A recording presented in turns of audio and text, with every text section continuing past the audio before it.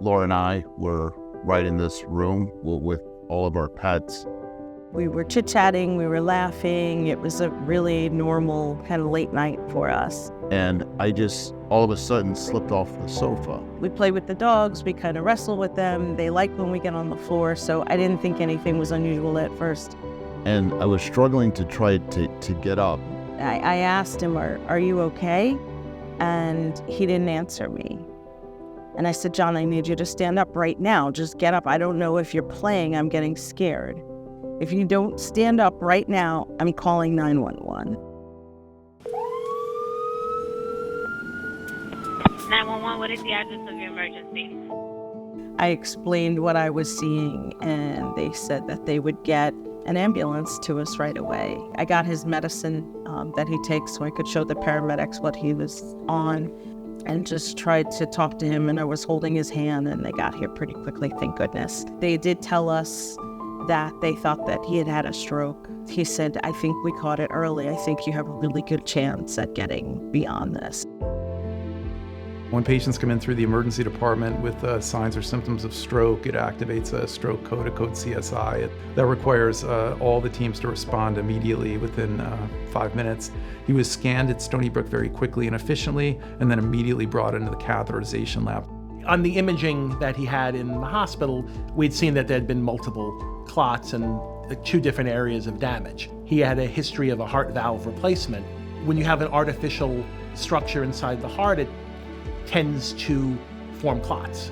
And when that happens, then a piece of that clot, or in this case multiple pieces, can break off and go anywhere. But in neurology, what we're concerned about is when it goes to the brain, which was causing his symptoms, causing him to not be able to speak and having the weakness on the right side.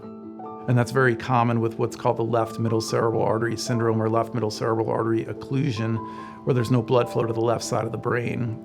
Much of who you are is really related to the way that your left side of your brain functions. And if you have a devastating stroke of the left side of the brain, it leaves you forever without the ability to communicate and without the ability to move your dominant right side. And so that's a very severe potential stroke that he was presenting with.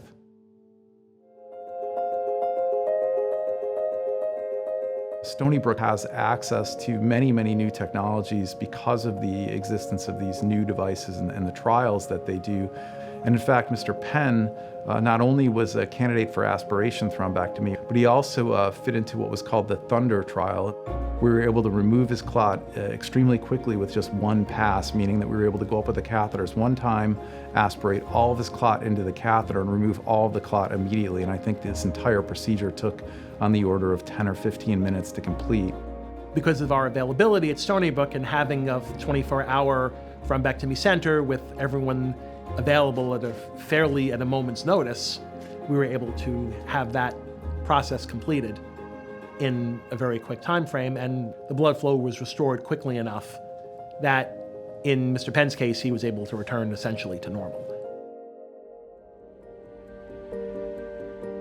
When he woke up from anesthesia, you could already see that his deficits, his inability to speak and his weakness on the right side was already getting better, and his improvement was occurring on a minute-by-minute basis.